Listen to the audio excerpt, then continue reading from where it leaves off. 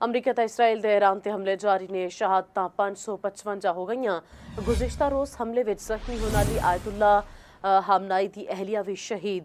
Israel ਨੇ Iran ਵਿੱਚ ਜੋਹਰੀ ਤਨਸੀਬਾਤ ਨੂੰ ਵੀ ਨਿਸ਼ਾਨਾ ਬਣਾਇਆ ਹੈ। ਤੇ ਧਮਾਕਿਆਂ ਦੀ ਗੂੰਜ। ਇਰਾਨ ਤੇ ਰਿਆਸਤ ਹਾਏ ਮੁਤਹਦਾ ਅਮਰੀਕਾ ਤੇ ਇਸਰਾਈਲ ਦੇ ਮੁਸ਼ਤਰਕਾ ਹਮਲਿਆਂ ਦਾ ਤੀਸਰਾ ਦਿਹਾੜਾ। ਅਮਰੀਕਾ ਤੇ ਇਸਰਾਈਲ ਨੇ ਇਰਾਨ ਤੇ ਮੁਸ਼ਤਰਕਾ ਹਮਲਿਆਂ ਦਾ ਦਾਇਰਾ ਵਸੀ ਕਰ ਦਿੱਤਾ ਹੈ।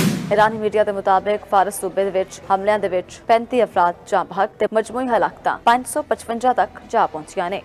ईरानी हलाल अहमर के मुताबिक 131 शहरां नूं निशाना बनाया गया। इसराइली फजाइया का दावा है कि गुज़श्ता 24 घंटियां दे विच ईरान के 24 सूबियां दे विच 1200 तो ज़ायद बम सुट्टे गए ने।